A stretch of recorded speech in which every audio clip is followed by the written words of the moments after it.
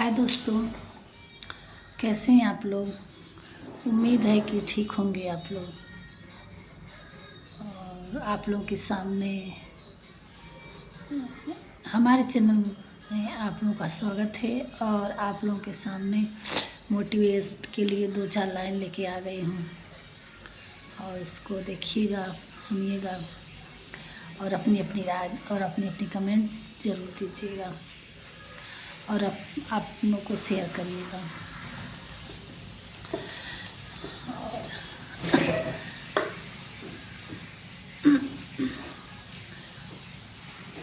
हो सकेगा तो सब्सक्राइब भी करिएगा, ताकि आगे जो हमारी थिंकिंग रहे, जो हमारी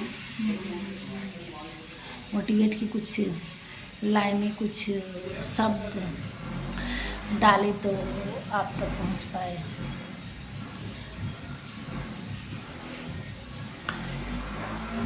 अचानक से सुख और दुख की मुलाकात एक जगह हो गई।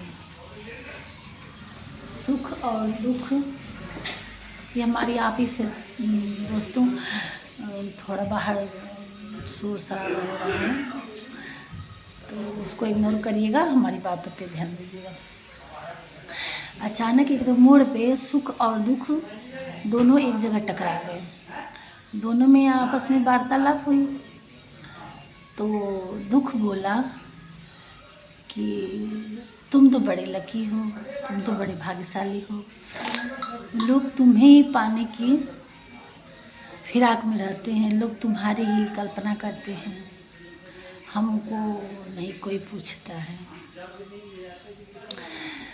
तब सुख बोले, नहीं यार, मैं नहीं, तुम लकी हो, तुम बहुत भाग्यशाली हो। दुख चौंक पड़ा। उसने पूछा कि कैसे? दुनिया सुख की तरफ भागता है, खुशियाँ बटोरता है, तो मैं कैसे लकी हूँ? कौन चाहेगा मुझे? तो करे बात चाहने की नहीं, बात यह है कि जब तुम होते हो तब लोग अपनों को याद करते हैं। और अपनों में सबसे बड़े, सबसे पहले हमारे भगवान आते हैं। तो हमारे कहने का ये तात्पर्य है, और इस स्टोरी से, इस लाइन से, कि सुख ऐसा हर इंसान को मन में ही सोचना चाहिए।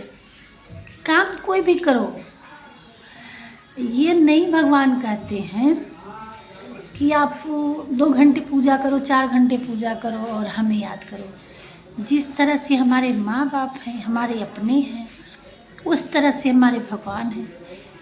कि जो माँ बाप हमारी परवरिश और हमें इस दुनिया में लाने वाले हैं, तो भेजने वाले हमारे परमपिता परमेश्वर हैं। तो उस भगवान को हर क्षण, हर सब देखो तो सबके अंदर है। जब प्रहलाद को खंभे में मिल गए तो हर इंसान के अंदर तमाम कभी लोग ऐसी ऐसी रचना की हैं, ऐसी ऐसी चीज़ें की हैं कि कस्तूरी कुंडल बसे। इसी तरह से भगवान हिरण के अंदर कस्तूरी बसी रहती है और वो जगह जगह ढूंढता है। उसी तरह से हर इंसान के अंदर भगवान छिपे हुए हैं। हर इंसान में देखो तो भगवान है, हर आत्मा में भगवान का। ये जो हम बोल रहे हैं, ये क्या है? किसी ने देखा है आत्मा को, लेकिन वो उसको निकलते कोई नहीं देखता है। लेकिन जब वो निकल जाता है तो ये शरीर मिट्टी हो जाती है। तो हमेशा उस परमपिता पर, और वो क्या है? वो तो हमारे भगवान का ही अंश है, भगवान की एक किरण है, एक प्रकाश है। और जब आत्मा परमात्मा में विलीन हो जाता है तो ये शरीर नश्वर हो जाता है, मिट्टी हो जाती है। तो इस लाइन का बहुत लंबा हम नहीं करेंगे। इस लाइन का यही तात्पर्य है कि दुख हो या सुख हो, ना सुख दुख को कहे कि तुम भाग्यशाली हो, ना दुख सुख को कहे, सुख दुख से ना बोले कि तुम भाग्यशाली हो, ना दुख सुख को बोले तुम भाग्यशाली हो। ये कहने का जगह नहीं हम लोगों को देना चाहिए। और हर समय चाहे जैसी भी सिचुएशन हो, कोई भी काम करने जाइए, कुछ भी शुरू करिए तो अपने भगवान का, अपने इष्ट देव का नाम लीजिए।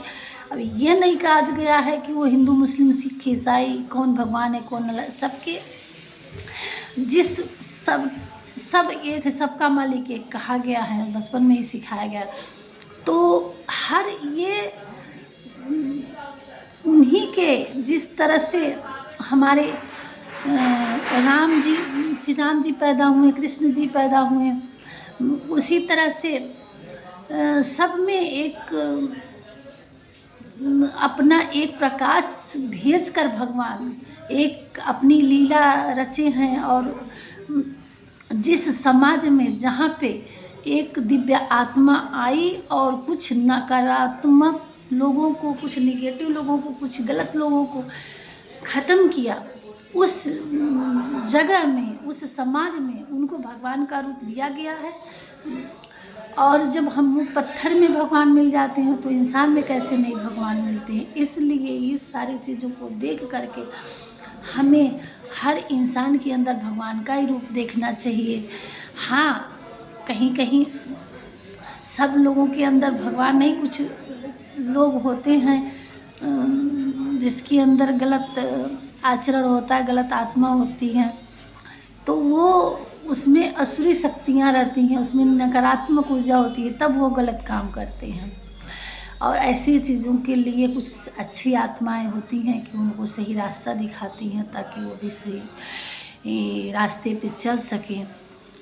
तो बहुत कुछ हम ज़्यादा बोल जा रहे हैं, नहीं का सर, लेकिन हमारा यही एक उद्देश्य है कि कभी दुख न सुख को छोटा समझे, ना सुख दुख को इसको जगह ही ना मिले कि कौन बड़ा है कौन छोटा है। हमें हर समय उस परमपिता परमेश्वर को, उस भगवान को, जो भी हमारे इष्ट हैं, जो भी जिस समाज में आप लोग हैं, उनका धन्यवाद देना चाहिए कि हमें इस दुनिया में भेजे, हमें सर्वशक्तिमान बना के रखे। हमारे हर इंद्रियां जागृत है, हम हर चीज़ों को समझ सकते हैं, देख सकते हैं। उन चीज़ों को ध्यान में रखते हुए हमसे कहाँ से गलत कर रहे हैं, कहाँ सही कर रहे हैं, हर एक चीज़ का ध्यान देना चाहिए और अपने सही मार्ग पर चलना चाहिए। उनको कभी नहीं भूलना चाहिए, चाहे वो स्थिति सुख का हो या दुख का हो। हमारा कहने का यही तात्पर्य है। जैसा होगा हमारी बातों से आप लोग सहमत होंगे, नहीं सहमत होंगे, हमारी बात कहने के उद्देश्य अगर कहीं आप लोगों को नहीं समझ में आया होगा तो आप लोग ज़रूर हमें अपनी राय दीजिएगा, समझाइएगा। यही था। दूसरी लाइन हम करें, दुनिया में आज की लाइफ में कुछ औरतें भटक जाती हैं, कुछ लड़कियां भटक जाती हैं, उनको सही रास्ते पे लाने की कोशिश में हमारी एक छोटी सी लाइन है कि लोग समझते हैं कि मतलब सबके साथ ऐसा नहीं होता है, लेकिन कुछ लोगों के साथ ऐसा ही है कि अगर हमारी राय है, दुनिया में सबसे बेवकूफ़ वो दूसरी औरत होती है, जहाँ तक हमारी भी राय है। कोई किसी ने ये सही लिखा है हमारी थिंकिंग से, ये हमारी राइटिंग नहीं है, हम नहीं इसको राइटिंग किए हैं, लेकिन हमें ये लाइन बहुत सुंदर लगा और यही हम आप लोगों के बीच ला रहे हैं कि दुनिया में सबसे बेवकूफ़ वो दूसरी औरत होती है कि जिनको लगता है कि मर्द और पहली औरत से बेवफाई करके उसके साथ सही है। ये सबसे बड़ी उसकी बेवकूफ़ी होती है, सबसे बड़ी भूल होती है। और 100% तो नहीं वफादार होते हैं, 95% वफादार नहीं होते हैं, 5% अगर सही हो गए तो हो गए, लेकिन हमें नहीं लगता कि बाकी आप लोगों की क्या राय है? क्या जब एक के साथ गलत किया तो क्या दूसरे के साथ गलत सही रख सकता है? आप लोग अपनी अपनी राय जरूर दीजिएगा। लेकिन वो औरतें भ्रम में आ जाती हैं। एक इंसान तब तक सहन करता है जब तक सहन करने की एक हद होती है, लेकिन जब वह हद पार हो जाता है तब वह ना किसी रिश्ते को समझता है और ना ही किसी अपनों को समझता है। हर एक चीज़ का एक अंत होता है, चाहे वो कोई भी हो। जिस तरह से जमीन के अंदर एक हलचल होती है जब लावा फूट निकलता है और ज्वालामुखी फटता है, इसी तरह से किसी को दबाते उसकी भी तो एक हद होगी। सुनते तो एक बार तो ज्वालामुखी फूटना ही फूटना है। तो हर चीज़ जब ज्वालामुखी फूटेगा तो कहाँ कहाँ जाएगा, बाकी किसी का वो नहीं होता, उस पर कंट्रोल होता है। तो यही चीज़ एक इंसान के अंदर की सहते साथ हर चीज़ की एक सीमा होती है, सहने की भी एक क्षमता होती है। जब वो सहने की क्षमता ख़त्म हो जाती है, खुद होता है, जब वो अपने पे आता है तो वो किसी को नहीं समझता है। बाकी आपकी क्या राय है बताइएगा।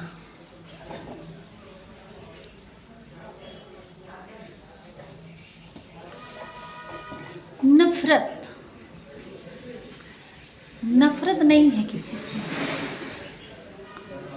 है किसी ने बड़ी सुंदर लाइन कही है कि नफरत नहीं है किसी से हमें, लेकिन जिस तरह लोग आजकल अचानक से बदल जाते हैं,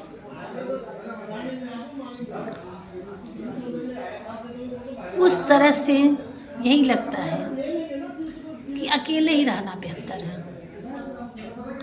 और इसी लाइन पे हमने 9th में साइंस पढ़ी थी। हमें नहीं पता, थोड़ा बहुत तो था, जानकारी थी, और थोड़ा बहुत क्या था ही, एक्सपीरियंस था मुझे बहुत पहले ही, लेकिन उसको कभी व्यक्त नहीं किया किसी के आगे। तो 9th में जब हमारे सर पढ़ा रहे थे तब बायोलॉजी में तो उन्होंने पूछा कि सबसे रंग बदलने में कौन कौन से जीव, आप लोग बताओ। अभी कार्यक्रम, अभी चैप्टर शुरू नहीं हुआ था और जिस पैराग्राफ में ये था तभी बच्चों से पूछ लिए। तो कुछ बच्चों ने बताया, तो सारे बच्चों को बस एक ही चीज़ पता था कि गिरगिट रंग बदलते हैं। सारे बच्चों को पता था, लगभग 95% को। कुछ बच्चे थे बिल्कुल नहीं जानते थे, लेकिन ज़्यादातर 9th में बच्चे चले गए थे तो ज़्यादातर सब विलेज से बिलोंग करते थे, तो सारे लोगों को पता था। लेकिन सब कहे कि और सब चुप थे। और मैंने ले के नाम सर इंसान, लेकिन कह रहे अच्छा इंसान भी, तो चुप रहे। तो कह रहे हाँ इंसान। और तब उन्होंने पढ़ाया कि सांप भी बदलते हैं, मेढक भी बदलते हैं, जो भी है था बायोलॉजी में उन्होंने अच्छी तरह से बताया, लेकिन उसके पहले ही पता था। तो इस पर जब इंसान का बोले तो कह रहे अच्छा इंसान। तो उन्होंने एग्जाम्पल लेना शुरू किया हमसे कि कैसे इंसान रंग बदलता है, इंसान तो एक ही कलर का होता है। तो हमने उनको 2 तरह से जवाब दिया कि हम सर 2 तरह से बताएंगे। एक अवस्था के हिसाब से शरीर बदलती है, रंग बदलता है। एक वातावरण के हिसाब से रंग बदल जाता है इंसान का, और एक नेचर इंसान का कलर बदलता है। यहाँ 3 तरह से बदल जाते हैं इंसान का। एक तो रहन सहन इंसान का कलर चेंज कर देता है, वातावरण चेंज कर देता है, जगह के हिसाब से इंसान, वही इंसान अगर जगह जैसी जगह वहाँ की वातावरण होगी, जैसा वहाँ का हवा पानी रहेगा, वैसा इंसान बदल जाता है। प्राकृतिक और एक आध्यात्मिक, और इंसान तो कई रूपों में रंग बदलते हैं। ये वीडियो बड़ा लंबा हो जा रहा है और मैं शायद इसको सही से एक्सप्लेन नहीं कर पाई। तो इंसान तो अनेकों रूपों में रूप बदलता है, बाकी और सारी चीज़ें तो फिर कलर बदलते हैं, जो साइंटिफिक है, जो साइंस बताते हैं हमारे। तो इस तरह से है कि आज की लाइफ में तो अकेले ही भले हैं। इस धोखा भरी लाइफ में कि ऐसों के साथ अगर ज़िंदगी है तो इससे बेटर है टेंशन और दुनिया से, बल्कि अकेले ही रहे, मुक्त रहे। ज़्यादातर इंसान को अपने आप में जहाँ तक हो वहाँ तक संभालना चाहिए। हम नहीं कहते, हम अकेले के लिए नहीं भागते कि आप अकेले रहो, लेकिन ये है कि हमेशा गलतियाँ कभी कभी लोग कहते हैं कि गलतियाँ एक से नहीं होती, तो सही बात है, ताली मेल जोल मिलाप रखिए। लेकिन अगर नहीं है, जहाँ दिक्कत है बहुत ही हो गया, तो फिर ज़िंदगी और मौत का जहाँ सिचुएशन हो वहाँ तो ऐसी कोई बात नहीं। चलो, ये क्लेश से बढ़ है कि अकेले ही लाइफ में आगे बढ़ें। धन्यवाद। राधे राधे। जो भी होगा आप लोग बताइए, कमेंट करिए।